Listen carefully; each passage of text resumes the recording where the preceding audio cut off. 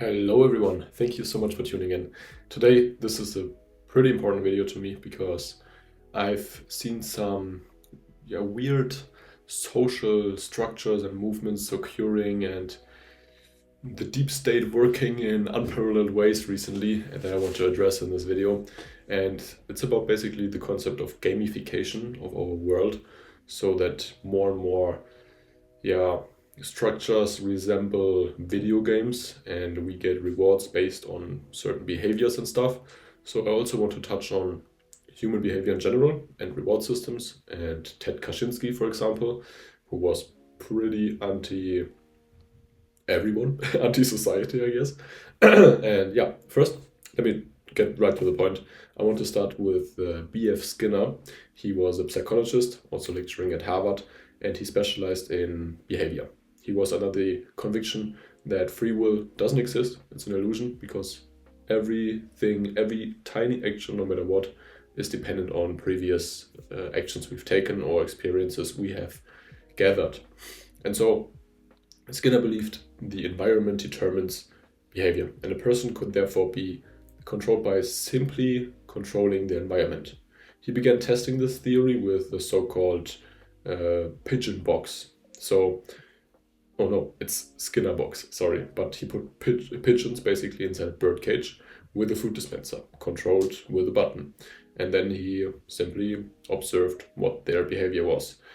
Skinner's goal was to make the pigeons peck the button as many times as possible. From his experiments, he made three main discoveries. Immediate rewards work better than delayed rewards. So if they pick the button and there's food, immediately it works better than waiting for a couple of minutes. Unpredictable rewards work better than fixed ones, so you always know what you get. And conditioned rewards work better than primary rewards. And that experiment was also transferred to humans in the 20th century. And in ways which aren't like really obvious to us, but if we think about it, well, they are everywhere. So they offered immediate reinforcement in the form of instant responses and conditioned reinforcements in the form of likes and followers, and unpredictable reinforcement that varied, for example, with like posts and page updates. So this is like connected to social media, of course. You know your basic routines, and you know your followers, and basically who you follow will show up in your feed. But on X, for example, you can also have the For You page. On TikTok the same, and you get shown creators which you aren't actually following. And it's like implementing all these reward systems that Skinner already discovered decades ago. And these features made social media the most addictive status game in the world. And just as the pigeons were driven to chase clicks, we eventually became too. And other social media platforms followed suit, using Skinner's three laws to maximize the button picking. The Chinese Communist Party was one of the first to apply the principle of social media to the real world, actually. In several cities, it began testing social credit systems that assign citizens a certain amount of influence, depending on their behavior. And in some areas, such as Rongcheng and Hangzhou, there are public signs listing the citizens with the highest scores, so everyone can see them even. And yeah, that gives you an incentive to be on the one side more determined to behave well in public because it's recognized everywhere and you get rewards.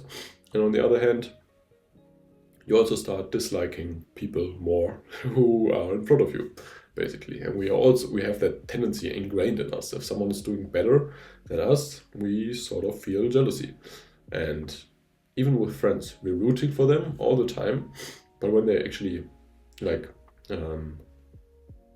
take over like our position basically in the race, we start sort of like judging them a little more. And that's natural, and you shouldn't feel bad about it because it's just human nature basically.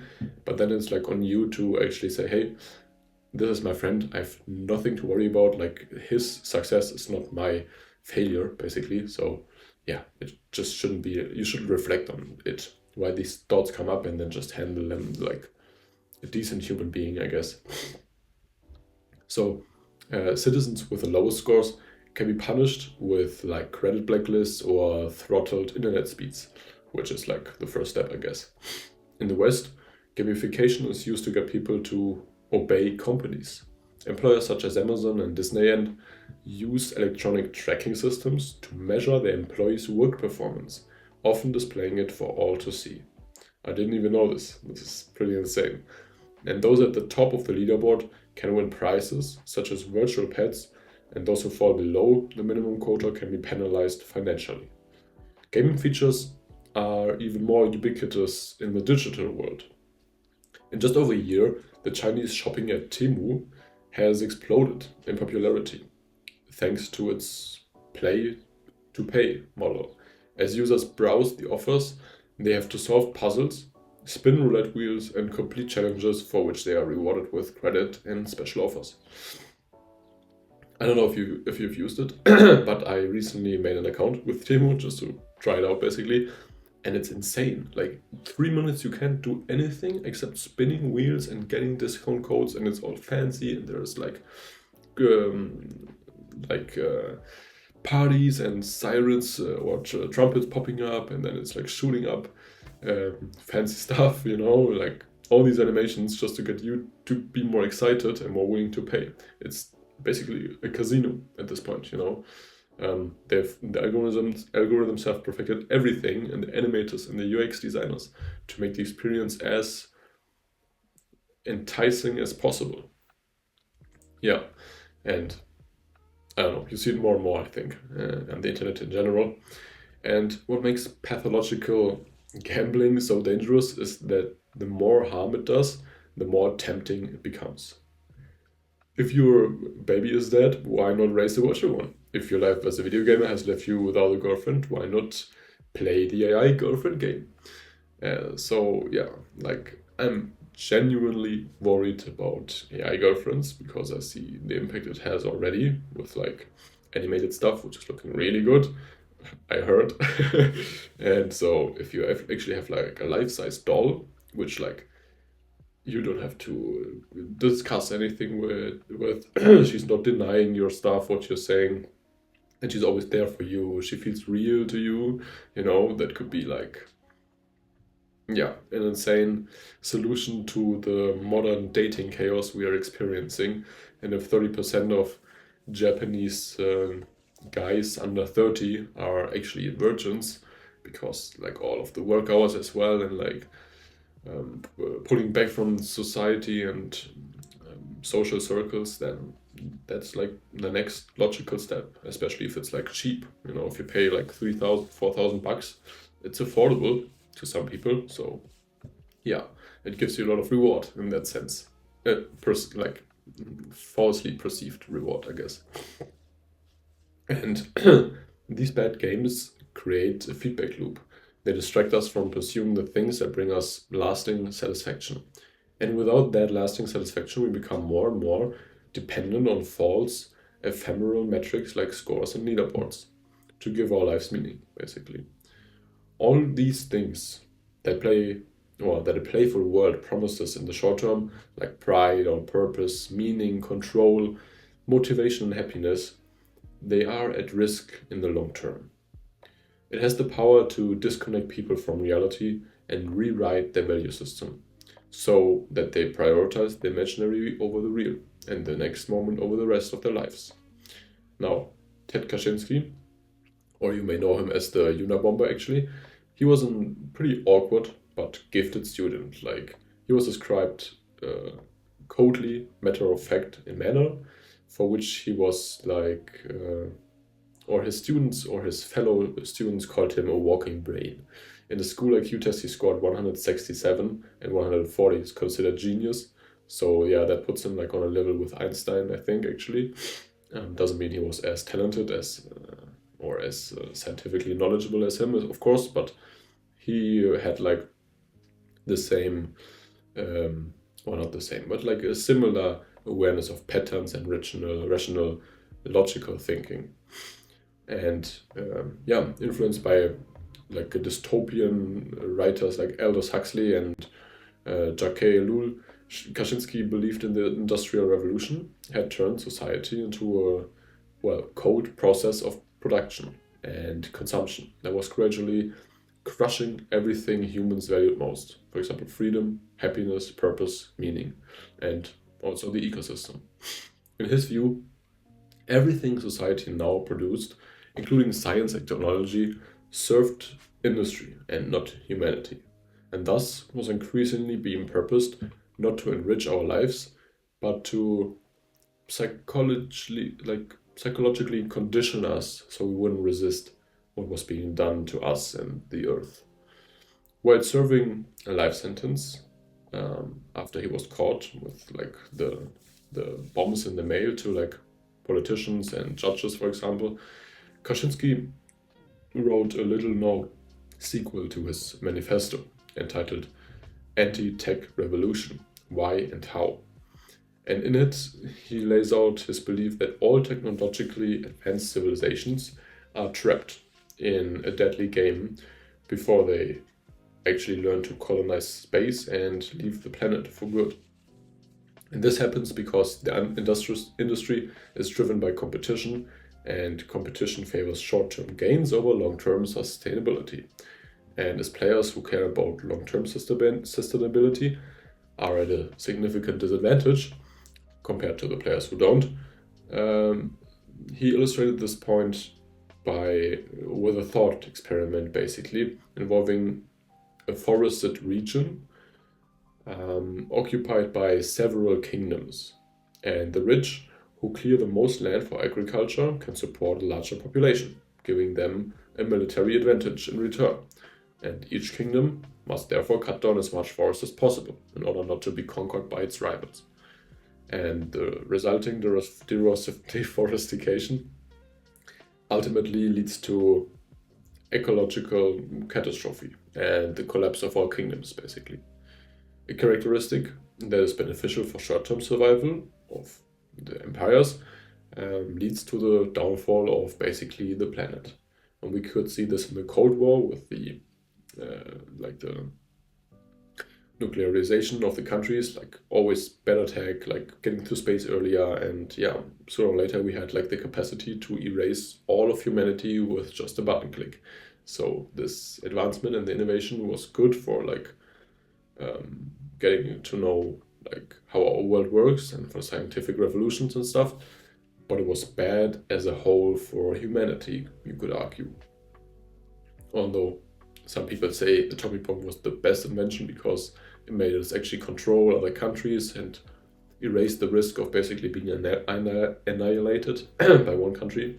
So yeah, because we have like an answer, an immediate and pretty effective one. But yeah, overall you could say like dropping atomic bombs is bad, of course.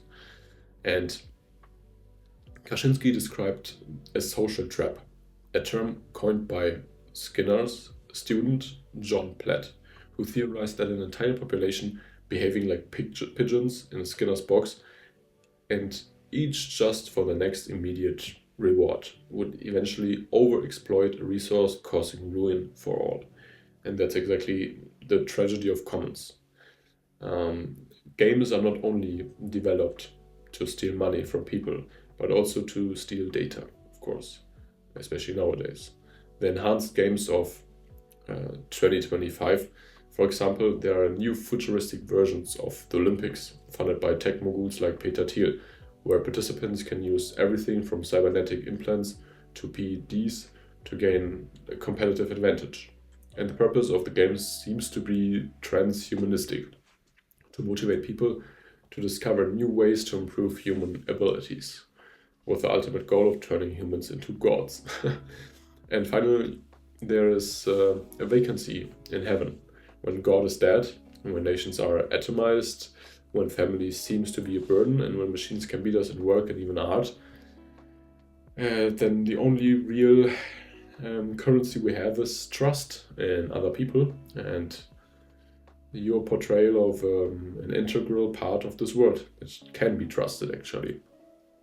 So yeah, what else is left besides games if that's actually like happening with us, you know. And this gamification is not necessarily a bad thing.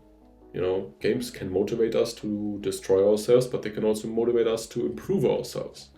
In a gamified world, it's possible to play without being played if you just choose the right games, basically. As Liv Bourret, famous poker player, said, intelligence is knowing how to win the game, wisdom is knowing which game to play.